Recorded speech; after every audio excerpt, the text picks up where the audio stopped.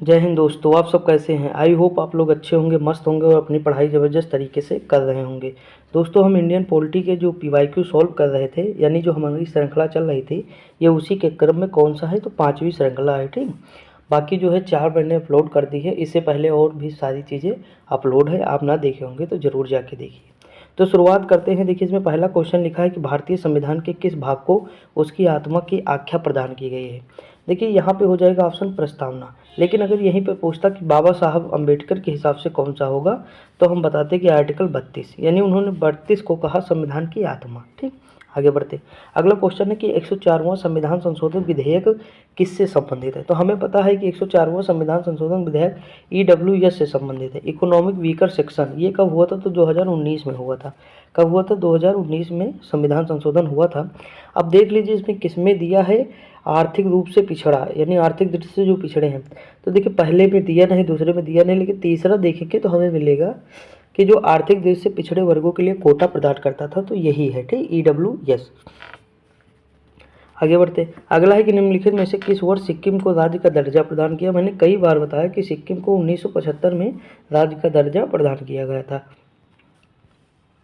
अगला क्वेश्चन है कि संसद के सत्र में उपस्थित रहने और संसदीय समितियों की बैठकों में भाग लेने के लिए सांसद को कितना दैनिक भत्ता मिलता है।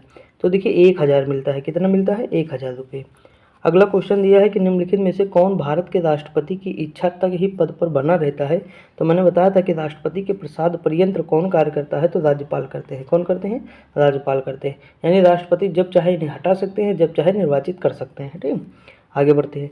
निर्वाचित नहीं, मनोनीत। ठीक, अगला क्वेश्चन है कि भारतीय संविधान का कौन सा अनुच्छेद जम्मू कश्मीर राज्य को विशेष दर्जा प्रदान करता है। तो सभी को पता था 270, लेकिन अब हट गया है। अगला क्वेश्चन है कि क्या राज्यसभा के सभी सदस्यों का निर्वाचन एक साथ होता है।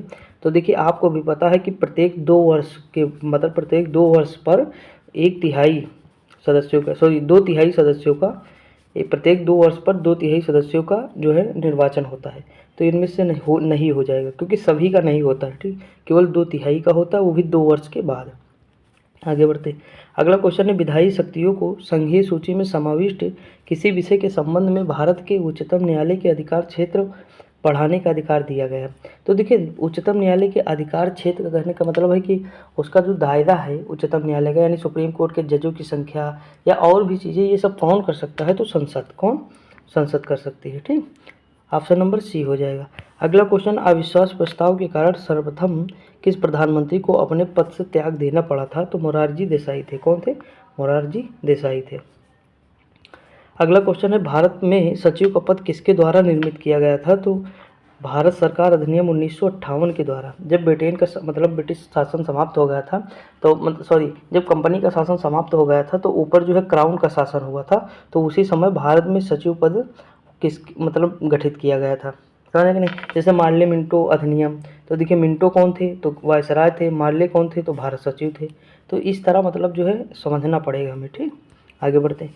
अगला है राज्यपाल अपना त्यागपत्र किससे देता है। तो भाई जो इनको जो है मनोनीत करेगा वही उसे ही देंगे, यानी राष्ट्रपति को देंगे। किसे, राष्ट्रपति को। अगला क्वेश्चन, निम्नलिखित कथनों में से कौन सा एक कथन सही है। तो देखिए, इसमें कौन सा कथन सही है। तो इसमें पहला जो है ऑप्शन यही सही है।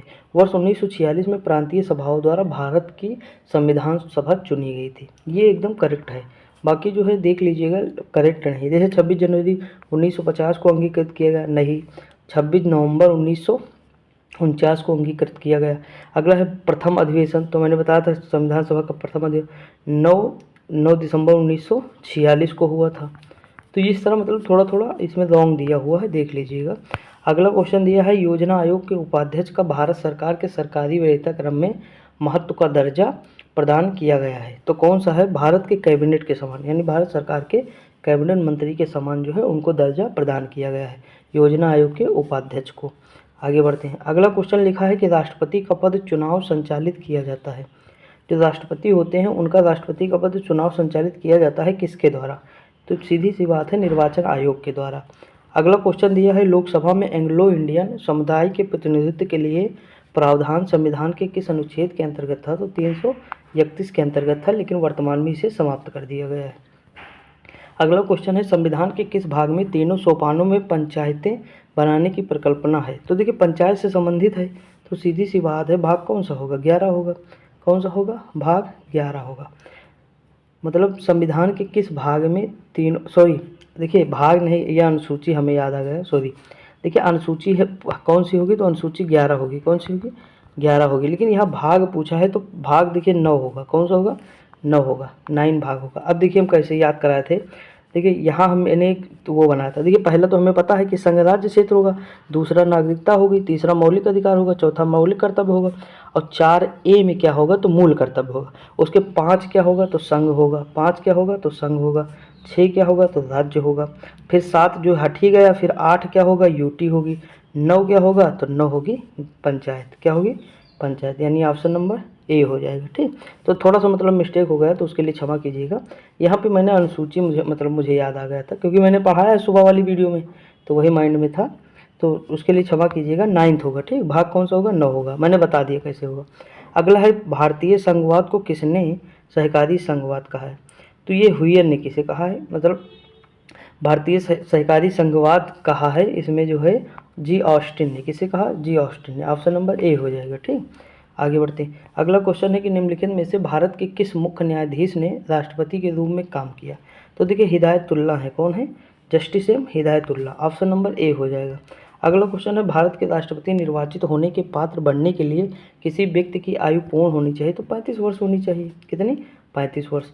अगला क्वेश्चन दिया है कि संघ शासित क्षेत्रों जिनकी अपनी विधायिका नहीं है कि विधि का निर्माण कौन करता है, तो देखिए विधि का जो निर्माण करेंगे वो कौन करता है, तो संसद करती है, कौन, संसद करती है।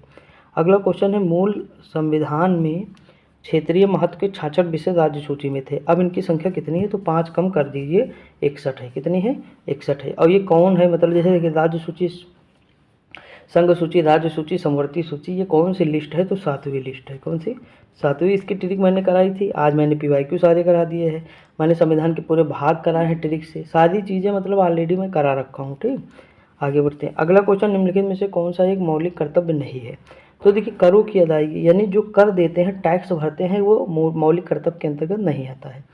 अगला क्वेश्चन है मंत्री परिषद में मंत्रियों की संख्या होती है तो मंत्रिमंडल से अधिक होती है, ऑप्शन नंबर क्या हो जाएगा, तो सी हो जाएगा। ठीक, अगला क्वेश्चन है संविधान में कल्याणकारी राज्य का आदेश दिया जाता है, तो कल्याणकारी राज्य नीति निर्देशक तत्व की बात करता है। ठीक, देखिए क्वेश्चन मोस्ट इंपॉर्टेंट, कई बार पूछा है।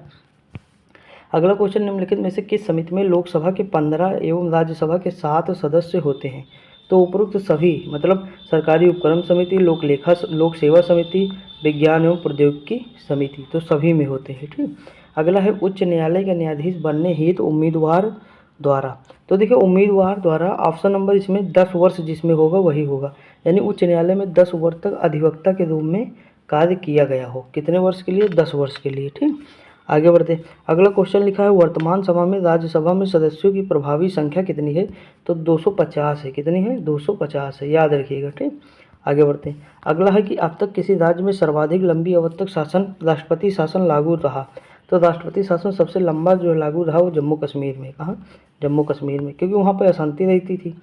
अगला है कि राज्य लोक सेवा आयात के अध्यक्ष, राज्य लोक सेवा आयात नहीं होगा, ये आयोग होगा, क्या होगा, आयोग। राज्य लोक सेवा आयोग के अध्यक्ष और सदस्यों को साबित कदाचार तथा असमर्थता के आधार पर कौन पदमुक्त कर सकता है, तो ये करते हैं राष्ट्रपति करते हैं, कौन करते हैं, राष्ट्रपति करते हैं। देखिए यहाँ पे आप राज्यपाल ना लगाइएगा, ठीक, राष्ट्रपति होगा। अगला क्वेश्चन है कि किसी न्यायाधीश को एक उच्च न्यायालय से दूसरे में स्थानांतरित करने का अधिकार निम्नलिखित में से किसको है, तो देखिए ये अधिकार जो दिया गया है ये राष्ट्रपति को दिया गया, भारत के राष्ट्रपति। अगला क्वेश्चन है भारतीय संविधान के किस अनुच्छेद के अंतर्गत वित्त आयोग का गठन है, तो 280, कौन सा है, 280 हो जाएगा। अगला क्वेश्चन है संविधान की 8वीं अनुसूची में सूचीबद्ध निम्नलिखित में से कौन सी एक किसी राज्य की राजभाषा है, तो उर्दू है, इसमें से कौन सी है, उर्दू। ऑप्शन नंबर क्या हो जाएगा, तो ऑप्शन नंबर इसका हो जाएगा बी हो जाएगा, क्या हो जाएगा, बी हो जाएगा। अगला क्वेश्चन दिया है निम्नलिखित में से कौन सा एक कथन सही नहीं है, तो देखिए राज्यसभा में अधिकतम संख्या 250 से सही है, राज्यसभा निरंतरता का प्रतीक, ये भी सही है। राज्यसभा के 2/3 सदस्य प्रत्येक दूसरे वर्ष की समाप्ति पर पदमुक्त हो जाते हैं। और अगला क्वेश्चन राज्यसभा में प्रत्येक राज्य व संघ राज्य क्षेत्रों सीटों का आवंटन संविधान के देखिए ये भी सही है, ठीक। इसमें जो ऑप्शन हो जाएगा वो ऑप्शन हो जाएगा सी, कौन सा, ऑप्शन हो जाएगा सी। राज्यसभा के 2/3 सदस्य प्रत्येक दूसरे वर्ष की समाप्ति पर पदमुक्त हो जाते हैं। ठीक, यानी ऑप्शन नंबर सी हो जाएगा। देखिए इसमें जो है ये जो क्वेश्चन है ना, देखिए इसमें मतलब ऑप्शन नंबर सी हो जाएगा, मतलब दिया गया है ऐसा मतलब कहते हैं। लेकिन देखिए इसमें एक चीज़ मैंने बताया है कि 2/3 सदस्य प्रत्येक दूसरे वर्ष पर जो है क्या होते हैं, तो रिटायर होते हैं। ठीक, मतलब प्रत्येक 2 वर्ष पर रिटायर होते हैं, उसके बाद वो जो है चुने जाते हैं पद, मतलब समाप्ति पर, प्रत्येक 2 वर्ष की समाप्ति पर पदमुक्त हो जाते हैं। तो ये भी तो सही है, इसमें तो मुझे सारे सही लगते हैं। ठीक, या फिर ऑप्शन नंबर बी हो सकता है रॉन्ग, लेकिन हमें तो सारे लगते हैं। आप देख लीजिएगा, लेकिन सारे हमें मतलब लग रहे हैं कि सारे सही हैं, क्योंकि क्वेश्चन में हो सकता है थोड़ा बहुत इधर ऊपर नीचे हो गया हो, तो मतलब आप देख लीजिएगा। ठीक, शायद यहाँ पे 1 वर्ष दिया हो, क्या दिया हो, 1 वर्ष, यहाँ पे शायद 1 वर्ष दिया हो तब, तो देख लीजिएगा थोड़ा। ठीक, अगला क्वेश्चन, अविश्वास प्रस्ताव के कारण सर्वप्रथम किस प्रधानमंत्री को अपने पद से त्यागपत्र देना पड़ा, तो मोरारजी देसाई थे। कौन थे, मोरारजी देसाई थे। अगला है, लोकसभा अध्यक्ष को प्रतिमाह वेतन के रूप में कितना रुपया मिलता है, तो इनको जो है वेतन के रूप में रुपया मिलता है 1,25,000। कितना, 1,25,000। अगला है, भारतीय संविधान सभा ने राष्ट्रपति ध्वज की रूपरेखा को अंगीकार किया, तो कब किया, 22 जुलाई 1947 को किया। ऑप्शन नंबर डी हो जाएगा, मोस्ट इंपॉर्टेंट क्वेश्चन है। अगला है, पंचायती राज व्यवस्था में स्थानीय स्वशासन की व्यवस्था कैसी होती है, तो देखिए ग्राम होता, ब्लॉक होता, जिला स्तर पर 3 स्तरीय व्यवस्था होती है। ठीक, अगला है कि संपत्ति के मौलिक अधिकार को कब समाप्त किया गया, तो 44वां संविधान संशोधन था 1978, मोरारजी देसाई का समय था। ठीक, अगला है कि अंतर्राज्यीय परिषद का निर्माण होता है, तो अंतर्राज्यीय परिषद का निर्माण होता है तो किसके द्वारा होता है, तो ये होता है संवैधानिक प्रावधानों द्वारा। किसके द्वारा, संवैधानिक प्रावधानों द्वारा होता है। अगला क्वेश्चन है, राज्य सरकार को बर्खास्त किया जा सकता है, तो देखिए राज्य सरकार को जो बर्खास्त करेंगे तो राज्यपाल की सिफारिश पर राष्ट्रपति द्वारा।